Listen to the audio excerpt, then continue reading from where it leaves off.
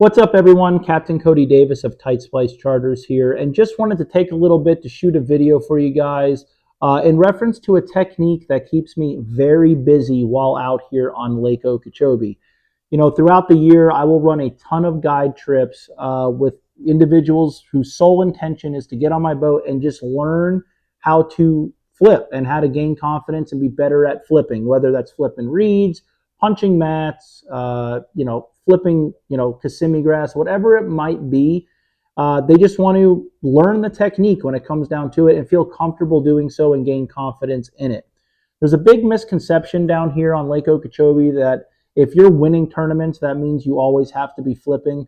And although that's not true, it is definitely a technique that you want to A, have confidence in, and B, just have in your back pocket for when the conditions call for it and the conditions line up. It's definitely a way you can catch a lot of fish, and you can catch some of the biggest fish in the lake.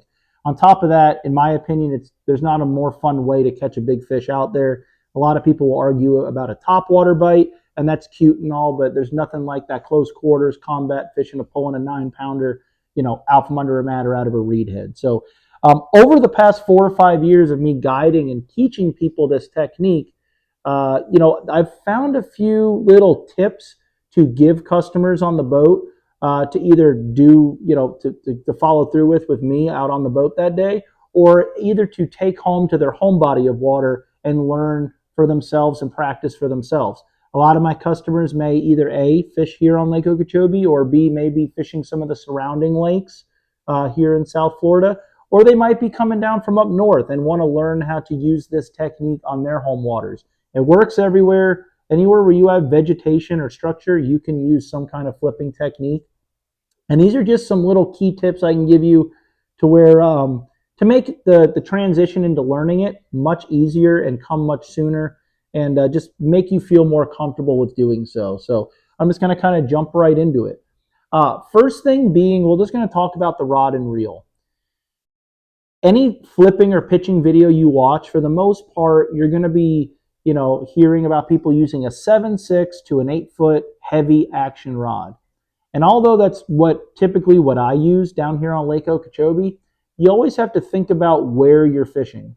If you're fishing somewhere up north with very clean water and light vegetation, chances are you don't need that 8-foot rod, just like you probably don't need the 65-pound braid. Scale it back, especially when you're learning, first picking up, a flipping rod to learn the technique. I tell people it's a lot more comfortable to flip, and then you're much more accurate at first with a shorter rod. Instead of going out and going right to that 7-11, maybe pick up a 7.2 medium heavy action rod. Especially, like I said, if you're in a fishery up north, or really it could be down south as well, but a clear water, lightly vegetated fishery, you can get away with a 7.2 medium heavy because you're not going to be needing to flip that really big weight or that really thick gauge wire hook. Now, if you are going to be fishing, like let's just say down here on a lake like Okeechobee, pick up a 7.2, a 7.3, a 7.4. You can go with a heavy, maybe try a medium heavy, because what that's going to do, that more limber rod is going to enable you to be more accurate, and it's also going to make the transition easier for you to be able to lay that little bit heavier weight into the water with not as big of a splash. That's a big thing. I feel like a lot of people, when they get on the boat, they get frustrated because they'll see me make a flip, or maybe their tournament partner make a flip, and it goes in so subtle, doesn't make a lot of disruption when the bait and the weight hit the water, where theirs does. I tell people, don't worry about that at first. The only way that's going to improve is over time and over just constantly and consistently getting out there and working on your delivery, and your technique. But at first, don't let that bother you. Fish here's splashing all the time between boats, between people casting, between bait flickering, stuff falling in the water. The silent presentation is not as important as a lot of people make it out to be, in my opinion. So that shorter rod's going to feel more comfortable in your hand. You're going to be more accurate when you first start, and it's just, you're not going to get fatigued as easily also. Now, with that being said, also, you could maybe start with a little bit of a lighter weight. Out here on Lake Okeechobee, I very rarely ever go below a 3/4 ounce tungsten. That's pretty much my go-to. I never leave home or leave the dock without a 3/4 ounce Texas rigged flipping setup on my deck. But maybe try with a 5/8 or a 1/2 ounce to get started. In the beginning, you want to just get familiar with the motion and the cadence of flipping. Getting bites is great, but when you spend a few hours of just getting comfortable with using that motion of your wrist. And like I said, don't let the loud splashing deter you and put the rod down. So a 7.2, a 7.4, if you're comfortable with a 7.11 rod or a 7.6, then so be it. Then that's best case scenario. If you're shorter, if you're a shorter individual, that 7.11 rod is just a very, very long rod. I get a lot of customers in the boat. Me, I'm 5'10", 5'11", and I'm just very familiar with fishing with the longer rod. And a lot of times with someone shorter, I'll hand them a shorter flipping rod, and it makes all the difference in the world. So that's the beauty about fishing. Use what works for you. You don't have to go by the book. Just because you see 7.11, 7.6 heavy doesn't mean that that's necessarily what's going to work for you. So tune that, for yourself. That's number one. Again, if you're fishing a clearer water fishery that's maybe pressured, maybe it's a smaller body of water, don't be fixated on the 65-pound braid either. Down here on Lake Okeechobee and where I fish, our fish are a little bit more aggressive, being Florida strain bass. And, our water's pretty tannic and dark, so we can get away with using 65-pound braid. On top of that, a lot of times you need it more or less when flipping around these buggy whips, the thick Kissimmee grass, and cattails as well. But you may not need that. You can even go to a fluorocarbon, a 20 or 25-pound fluorocarbon. So don't get fixated on the 65-pound braid, for sure. So that's that. Use a lighter weight that where you feel comfortable, and then you'll gradually gain confidence with the heavier weight. From there, your bait choice. Actually, let's skip that. Let's go to how you rig your flipping setup here. Another very common thing you're going to see on any flipping and pitching or punching video is going to be to tie a snell knot. Now, I'm sure you guys have seen a million videos on this. There's no reason for me to even show it to you, but for those who haven't, the reason you tie a snell knot is so that when you set the hook, your hook kicks up like this, and it enables you to hook the fish better. Although that may be true for some people, I personally do not snell, but I know a lot of people, and fishing has a lot of people that do snell, and it's a great way to have a good hookup ratio.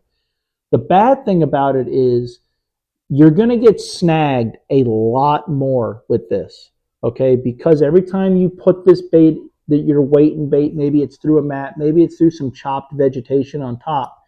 If this is the mat, when you go to pull it out, your weight is going to always hit the top of the mat first, and it's going to kick that hook out, and which is eventually going to wear through your plastic, and you're going to get snagged more. Again, you're learning how as you're just picking this up, being efficient and being fluent is most important. The first time you make 9 flips, and out of those 9 flips you got snagged 5 times, guess what's going to happen? You're going to hook your Texas rig up, wrap it around the guides, put the rod sock on, and that rod's not going to come out for another 2 months. You want to feel comfortable. You want to be confident with the technique. So I personally say stay away from the snell knot when you first start. You're going to get hung up more times than you would when, say, tying a Palomar knot or a uni knot like I use. Once you start getting bit, if you start losing fish, again, I flip 300 days a year and I do not snell on any rods, and I never run into the scenario where I think I'm losing fish. But if it's a confidence thing and you think you need to snell, after you start getting bites and you get more efficient and comfortable with the actual flipping technique, then that might be a good time for you to go to a snell knot. But at first, when you're starting out, I would suggest just tying some kind of Palomar or a uni knot to your braid, or even your fluorocarbon. Same thing goes kind of in this case with your baits also. There's a thousand billion different flipping baits out there. Something I tell my customers when you're first starting out is, I got 2 examples here. Here you got a beaver style bait. This is a Missile Baits D-Bomb. This is a very popular, very well-known, very functional, great flipping bait, but it is a little bit thin. If you're putting it around a lot of heavy vegetation over time, then your hook will wear through it, and the hook comes out of this bait very easily. It's that, or in one case that's great. You get an awesome hookup ratio on your fish, but you do get snagged more often with that as you would with maybe a thicker craw style bait like this. Again, when you're first picking this technique up, I suggest something that has a good thick body to it that'll really do a good job at holding that hook. Something like this Gambler Burner Craw, you can see has a really thick, good hard body in it that it's very hard to get snagged with this style of bait. It doesn't have to be a Gambler Burner Craw per se, but look for a style of bait that you have confidence in that holds your hook very well and has that thicker body to it. Again, you're not going to get frustrated with being hung up. And then once you move on from that and you start flipping, you get confidence in that, you can move to a thinner body style bait. Another little technique I can give you guys, this is Reaction Innovations Beaver. There's the Strike King Rodent.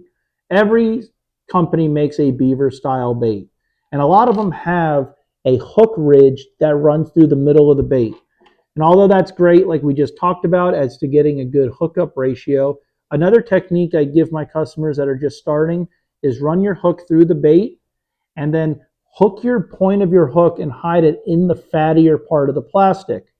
Listen, this bait is falling by this fish's face at a very high rate of speed. The fish is not going to be able to notice. I don't know why this is coming out so bad.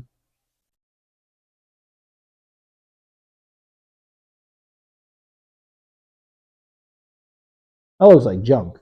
Hold on. As I was just getting ready to say that.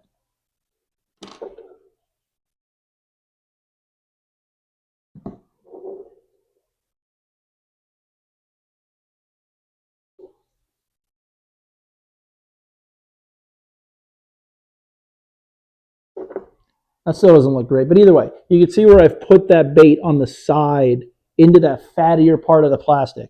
That's going to protect your hook and make it much harder for your bait to foul up and get snagged. And let me tell you something, guys. When that line jumps, you're going to be excited. You're going to swing with all your worth.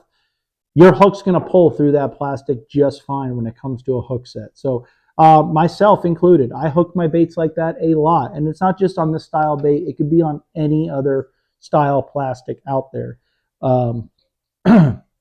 But find a hook, find a bait that you have a lot of confidence in that looks good to you.